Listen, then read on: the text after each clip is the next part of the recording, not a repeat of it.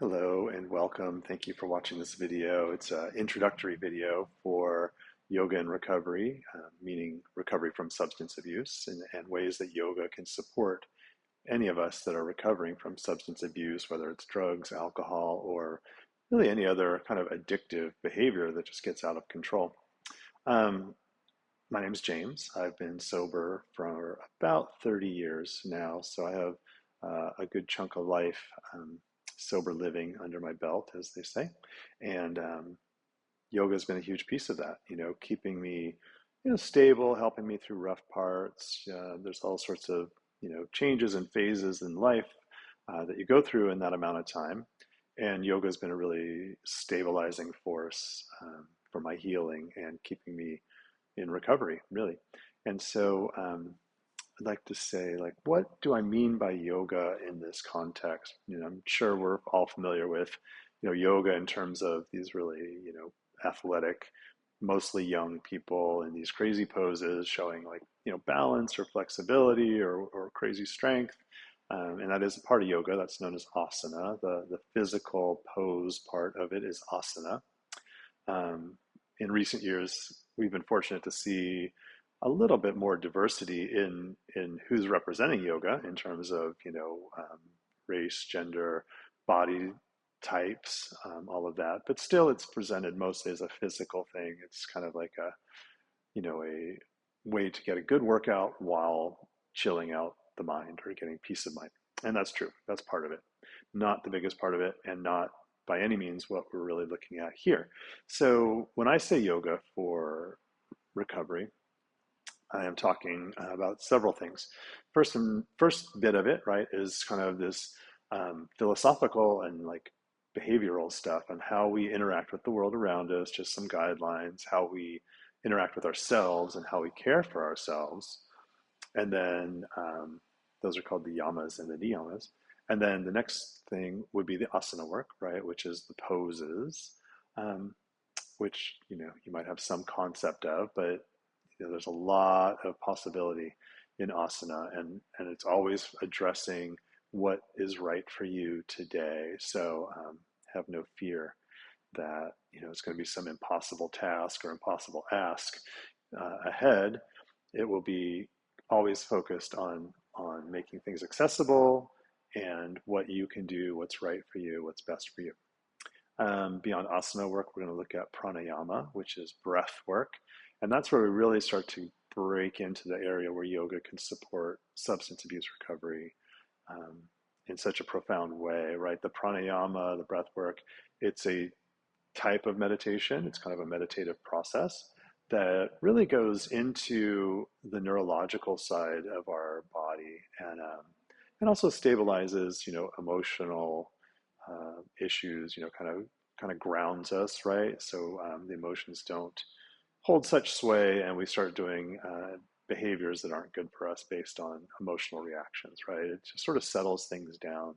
So that's breath work and pranayama. There's lots of practices that we can talk about there, and they're all very approachable. And beyond pranayama, we'll talk a bit about meditation, which again really addresses the neurological body, the subtle body. If you see substance abuse as a disease or disorder that affects, mind, body, spirit, all of that, um, this is how we're going to approach it. So we have asana, which is going to affect body, and also some of the caretaking, self-care practices. And then we have pranayama and meditation, which is going to go a little bit more into the mind and the spirit side of recovery. So yeah, that's kind of what I mean by yoga in a somewhat brief nutshell. Um, how does yoga help in recovery? So I touched on it just a little bit, but as I mentioned, if it's a mind, body, spirit condition, then we need a holistic practice to heal and repair, and not just heal and repair or fix, but to grow and support and help the mind, body, heart thrive, right? And so we're not going back to where we were before we started doing whatever we did, but we're actually going to grow into something new, something I don't want to say better, but just at the new you, where you should be now and where you want to be, and have a fuller, richer life, not just kind of back to square one, right? So, in the ways that yoga will do that, there's a framework for looking at how we're living our life and how we're caring for ourselves, and by extension, how we care for people around us. And then, the asana work really supports the joints and all the sort of tubes and channels, right, in the body, the muscles, everything, and the fascia in particular, right? And so much of what we respond to in the world, something happens and there's a mental reaction, but there's also a physical reaction, and we're often not really in touch with that. We may not feel that physical response. Often the physical response happens before the mind realizes what's happening, analyzes it, and makes a decision based on that. So the body reacts really fast. It might be, it might even just be like you're sitting in a quiet, peaceful spot, right? And a truck makes a huge noise. A truck bangs out on the road, and your body responds before your mind even registers that it's a truck on the road and that you're safe, but it was loud or whatever. So your body responds really fast. So the asana work helps develop our feelings there, so we can really stay in touch with our body and know what's happening internally on a very fine level. That's called interoception, is the ability to perceive what is happening inside our body. And there's that saying, the old saying, if you can listen to your body when it whispers, you may never have to hear it scream. And so that's the idea here, is we develop a more subtle sense of understanding what's going on in us, and then we can make, mindful, intelligent decisions based on what to do, rather than just reactive decisions and just jumping into some old behavior or reactive mindset. And that's asana does a lot of that work, and it feels good, and it's very supportive if you're aging at all, and we're all aging, I guess, technically, right, by the second. But moving into, say midlife, later life, then the asana work is really valuable, just for maintaining strength and nimble joints and balance and mobility, just to help us live this long, healthy, happy life in sobriety. Then, as I mentioned, the pranayama breath work. Now that is a very subtle kind of work, and it will, it tends to go right to the nervous system. And so there is interoception, right? You're feeling the breath moving in and out of your body, whether it's like your ribs expanding, contracting, or maybe you feel the air blowing kind of in and out of your nose or mouth. There's that piece of it. Just really have something to focus the mind on, to attach to, that is very real and generally quite easy to feel. It's ongoing, and it only exists in the moment. And that's part of the beauty of pranayama, is it's in this very moment. You're not going to sit back and just reminisce on how well you breathed, breathed,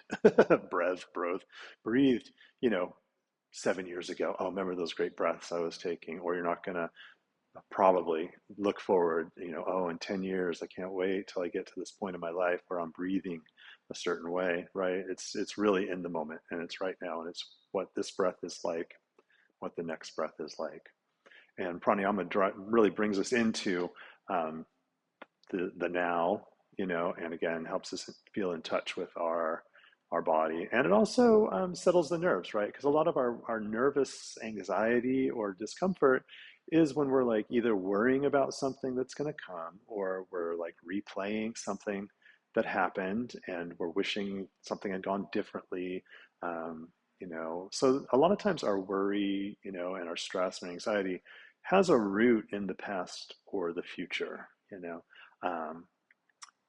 so pranayama kind of takes us out of that mindset and lets us be here now, as Ram Dass famously, said in his book, titled his book.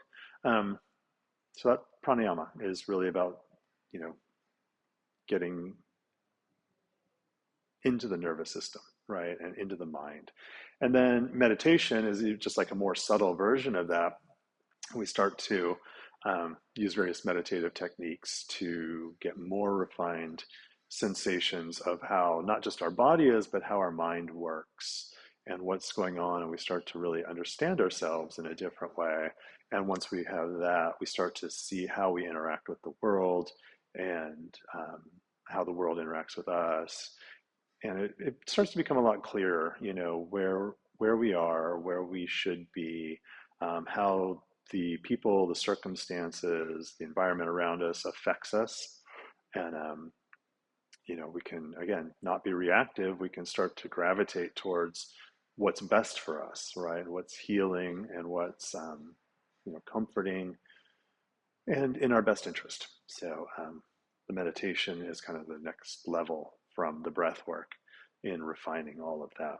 So okay, well, that's already kind of long-winded for that overview. There's obviously a lot more to it than just that, but what you can expect here is, this is, I mentioned, it's the introductory video for this playlist or for this series on yoga and recovery.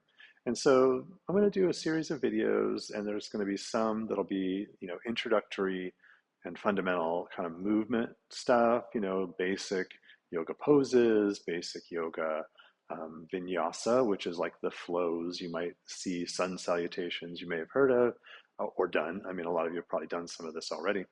So we'll do videos on that, like the fundamentals, right? And then we'll talk quite a bit about somatic movement, which is where yoga, the physical movement of yoga starts to address deeper issues than just, strength and balance and stuff, but a lot more subtle work that we can do with somatic yoga, which soma is the body, right? It means the body, and somatic, it means it's of the body or for the body. So there'll be a video on that. And then, videos on breath work and pranayama techniques and meditation techniques. And, that's the kind of the initial playlist will be built of those things. And then, of course, anything you'd like to see, you can let me know. And I can make videos about whatever topics or whatever you'd like. I also do have a TikTok if you want. It's a little bit more snippets and brief little bits. But yeah, you can look me up on TikTok. Just go to my website, yogaandrecovery.com, and you can find the blog and some videos, and all my social stuff is there too. And then next thing, if there's interest, I'll probably start doing some Zooms, maybe Zoom yoga classes or Zoom breathwork meditation practices. We'll see. That's like on the horizon. It's not totally in the works just yet. So. Again, thanks for being here, for paying attention to the video. And of course, you can always like and subscribe, as they always say in these videos. But do send me a message, a comment, or whatever, and let me know what you think. Tell me your thoughts and what you'd like to see. All right. Hope you're well, and I'll see you soon.